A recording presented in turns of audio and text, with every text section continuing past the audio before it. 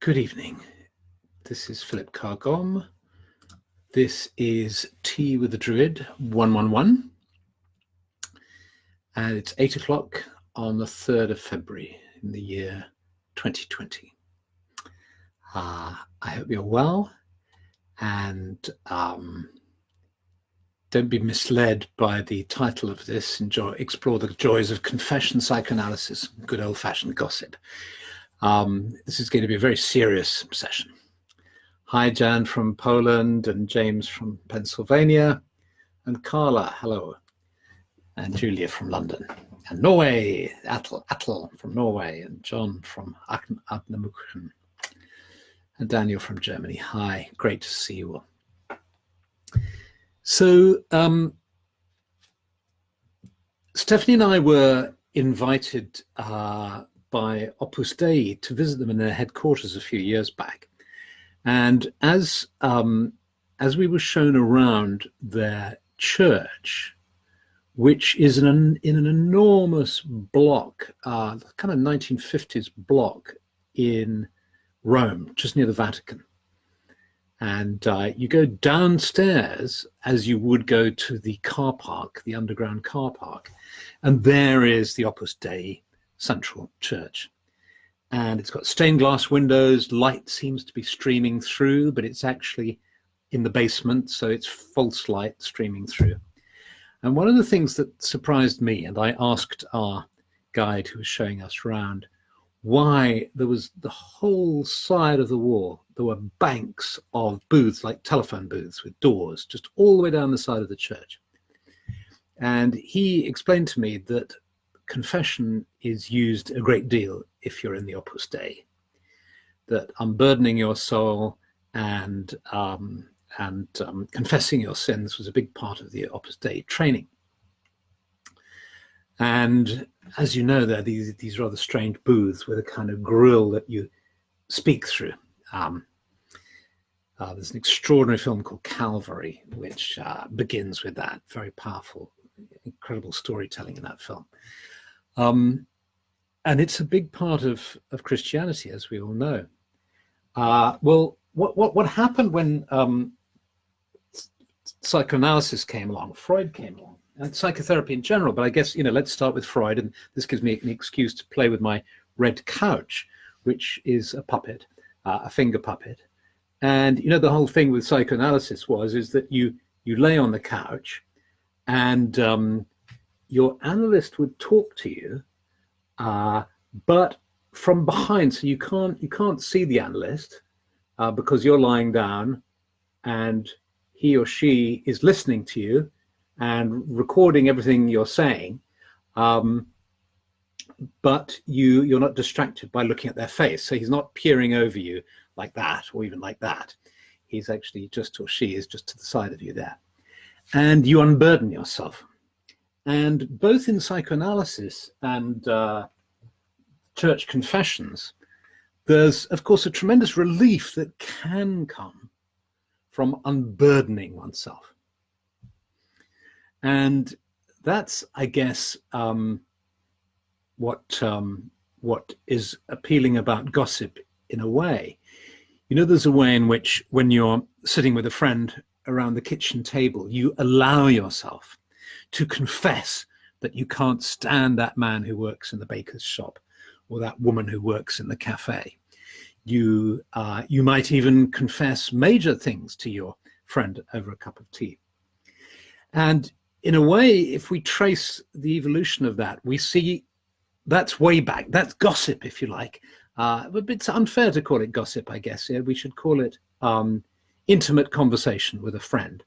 Unburdening oneself is something that goes way back in time, and is a basic human instinct and drive, I'd suggest. The church came along, formalized it, and offered rewards, absolution. And psychotherapy came along and didn't offer absolution, but offered you some kind of healing instead. Now we have, then we had radio, of course, radio confession, where people would confess on those kind of phone-ins in public, unburdening themselves. And now we have social media, which gives people the opportunity to unburden themselves in public if they so wish. The difficulty about that, of course, is there are no boundaries, and the difficulty with gossip or with sitting around with a friend around a kitchen table is the boundaries aren't clear either. And what's that? There's something called the Cambridge Rules, or the Chatsworth Rules, which is oh God, I've forgotten it. It's some clever joke about, if somebody confesses it to you, you're allowed to tell it to one other person, which means, of course, it spreads.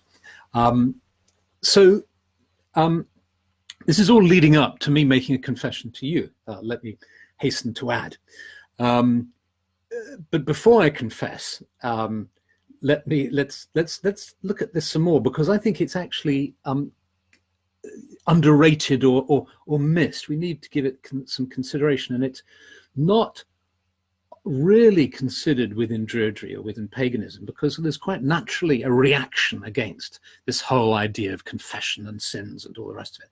But if we take the question of sin out of it and just talk about what burdens the heart, then it seems clear we know that to unburden the heart is good, and ideally we have close relationships within which we can unburden our hearts. But not everybody has close relationships. Sometimes it can feel too risky or too painful or render you too vulnerable. And this is where I believe our Druidry can help, because we can unburden ourselves in nature. We all know how going for a walk can free ourselves up. It's as if we're in a kind of dialogue with the natural world. And we can even hug a tree and whisper our secrets to the tree. Or we can get in contact with beings in the other world in our meditations, where we can unburden ourselves and share that which troubles us, if that's what we feel we need to do. Luckily, with the kind of psychological literacy that we've been developing generally culturally in the modern world, people are more and more aware of the value of not bottling stuff up and holding it inside. What the church did, which was, of course, was very clever, was having this concept of absolution, which was of forgiveness. And of course, we can apply that in its deepest, most profound sense. Of course, it's very beautiful and wonderful. The offering of absolution by saying, 10 Hail Marys and doing some charitable works or something for some crime is another question.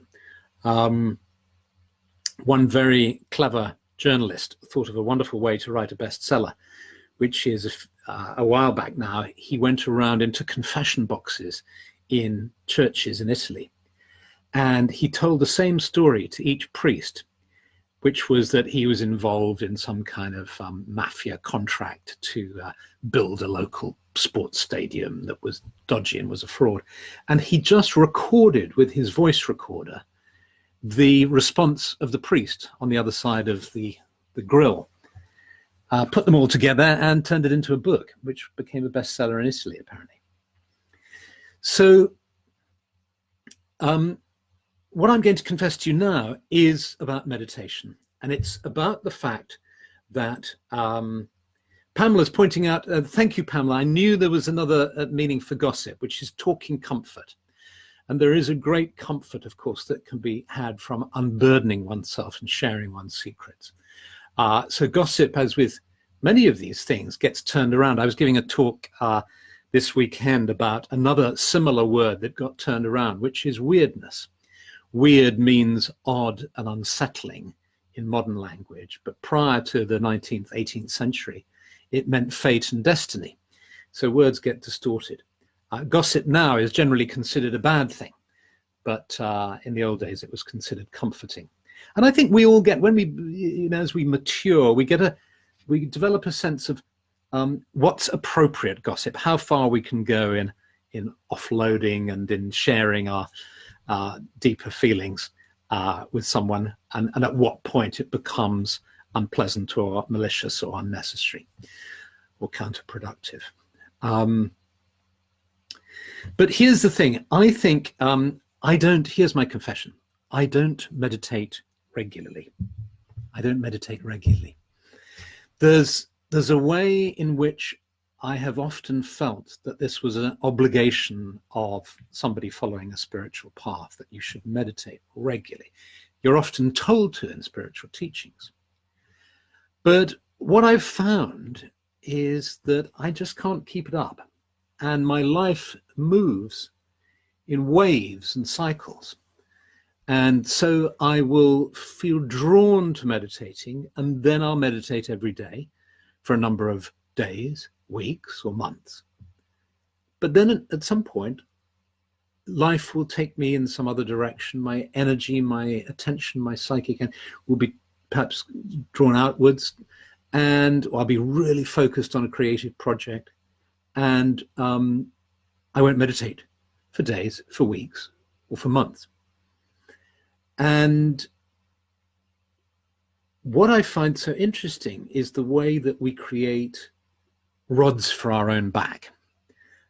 We create rules that to live by, which obviously have a value in terms of helping us navigate and speeding things up. You have a rule that you wake up in the morning and you have breakfast or something. You have various rules to keep you going, so you don't have to make a huge, big decision about everything. But they can so easily become rods for our back, which takes me back to that Opus Dei headquarters, that church in Rome. Is not only where were the members of Opus Dei confessing like crazy in all those rows of booths, but they were also beating themselves in the evening and having that little tight thing around their thighs with little teeth that would bite into the thigh to stop having to try and control your lascivious thoughts. So again, rules. And so I wanted to share that with you to get it off my chest, and in case it was applied for you as well. And I'd like to hear whether you meditate regularly too. Do tell me whether you have found over the course of your life that it helps you to have a rule that says, I will meditate regularly, to give you the discipline that you need to keep going,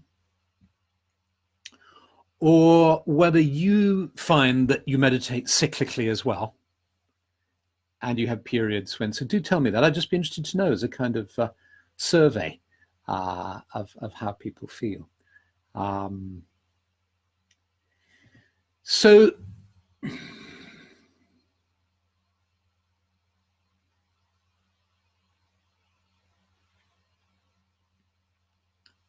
there's a nice cat's mentioning that Hildegard said that we can confess in nature even when a priest is not near, according to Hildegard of Bingen. So a couple of seeds for thought there. One is, how do you relate to this idea of confession? Does it just freak you out, and do you think the whole thing's rather unpleasant perhaps because of your experiences with Christianity?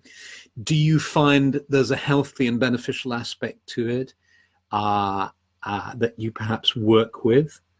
And do share that if you can. And also do share about your meditation, whether you've created a rule for yourself that you need to meditate regularly, and then you feel kind of bad or guilty when you don't do it regularly. And the important thing is this: Star Ketcher says meditation is a part of my daily life.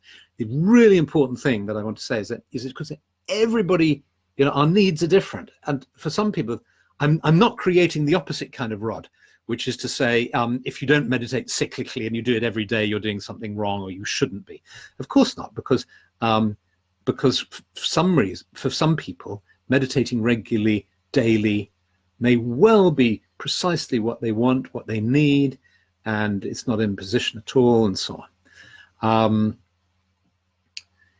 So let's move from these topics to the time of year we're in, which is this wonderful time of Imbolc. And here in southern England, the primroses are out. Well, no, not the primroses. The snowdrops and the crocuses are out. I've even seen daffodils out. And so this Imbolc, this first taste of spring, is just beginning. And I've been at various Imbolc festivities over this weekend. And I'm starting to feel, the reason I mentioned this idea of cyclical meditation is because I haven't been meditating for a couple of months. I've been really focused on some creative projects. And I find myself kind of going in and out as I do creative things. And that works for me. But now I'm feeling drawn back into meditating regularly again. And I thought, that's interesting. It's around Imbolc time. I wonder if there's a connection. So I thought, let's do a meditation with an Imbolc scene. I know those of you in the Southern Hemisphere, of course, it's lunar time, the harvest time. But let's do a meditation where we go into the grove and we just enjoy that sense of life in the soil and in the plants. So if you're feeling like some meditation, do join me. And let's begin just by becoming aware of our surroundings here. Hundreds of us all over the world, sitting in our homes or other places, looking at a screen, knowing in our consciousness that we're connected all over the world. There are people from New Zealand here, from Austria, from Iceland, South America. It's lovely. And we're all somehow connected through this broadcast. And so we can just gently close our eyes, sensing that connection. And then just allowing our awareness of being fully present in front of the screen to be here. Also allowing ourselves to perhaps imagine that we're entering the sacred grove, this lovely idea of the clearing in the wood or the forest, where Druids and friends of Druids go to gather in peace, to connect with nature, to relax, and to become in tune with the elements. And so as you sense yourself coming through the forest, perhaps, your thoughts gradually clearing and settling as you emerge into the clearing. And you sit on the earth.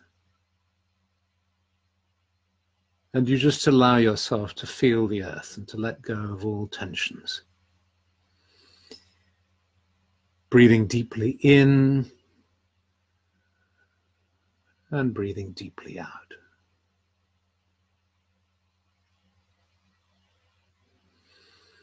Some nice long deep breaths.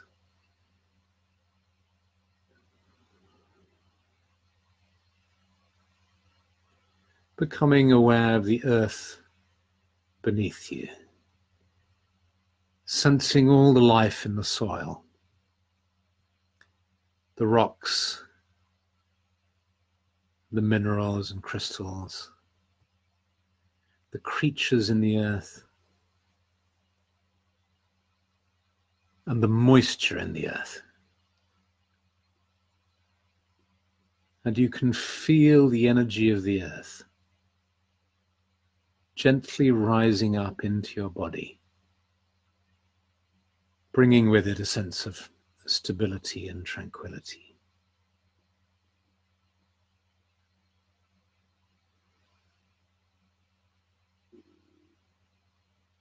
You become aware of the presence of the trees around you, and you sense them rooted deep in the earth, their trunks rising up. their boughs and branches high in the air. You sense the power, the protection, the presence of these tree beings.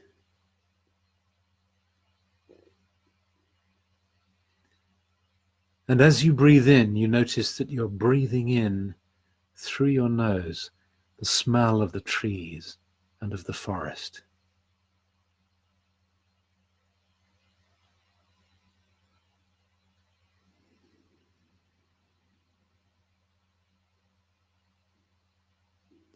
And you become aware of the sky above you.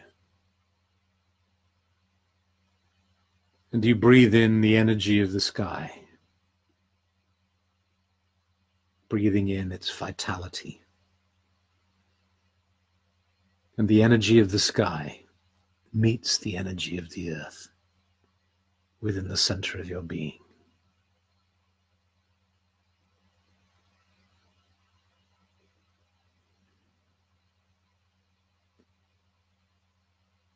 And now I'd invite you just to imagine that you're opening your inner eyes and you're seeing a tiny plant growing in front of you, just a few feet in front of you on the ground. And just enjoy looking at it and being with it.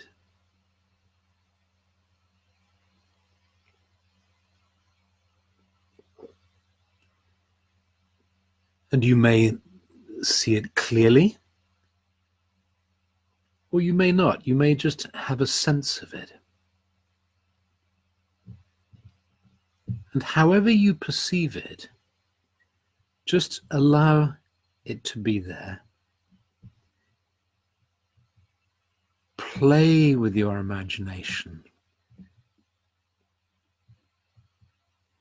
Just sense its leaves. The wonderful thing about the inner eye is you can even sense the roots. You can see the roots, perhaps, going into the soil of this little plant. And you can empathize with it. You can sense the way it's growing in the earth, the way it's drawing up this incredible strength in this tiny plant that enables it to draw moisture up. Just tune into that strength for a moment.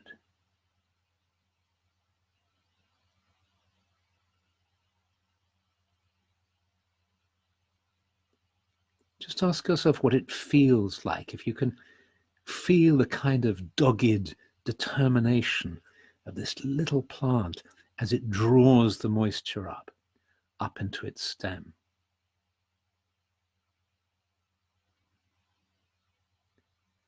And notice how, as you sense that determination, you might feel your heart opening.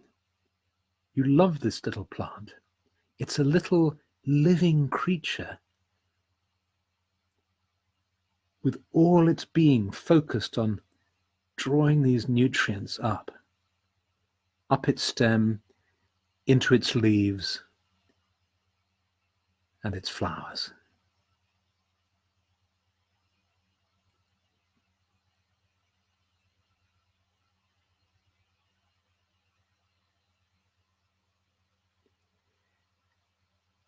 And allow your feelings of admiration,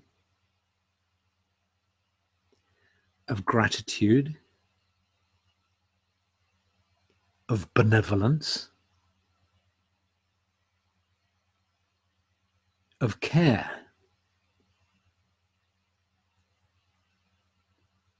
I think it would be fair to say that all of us doing this meditation care about this plant. We love this plant.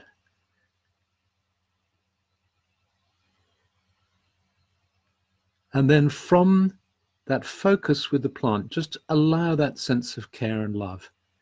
Just now raise your eyes or your attention from the plant to the whole grove and just imagine your love and your care spreading out. around the whole grove.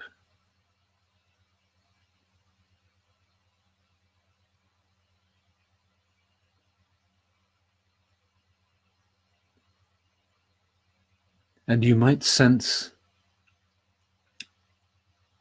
your companions in the grove, seated in a great circle.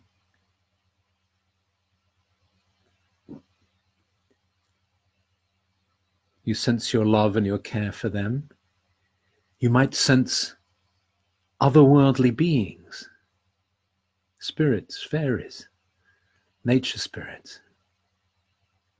And you sense your love for all these beings, for the trees, for the earth,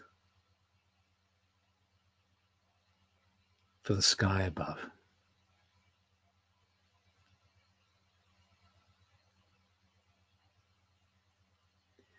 May all life be blessed. May all beings be blessed.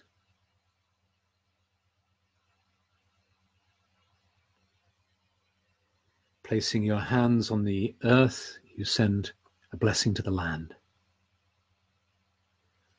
You then move your hands up to your heart, feeling the warmth of your hands on your heart. And gradually you allow your awareness of the sacred grove to fade as you become more and more conscious of being fully present in front of your computer or your television or screen. Just allowing your awareness of the grove to fade, becoming fully present here and now, eyes open.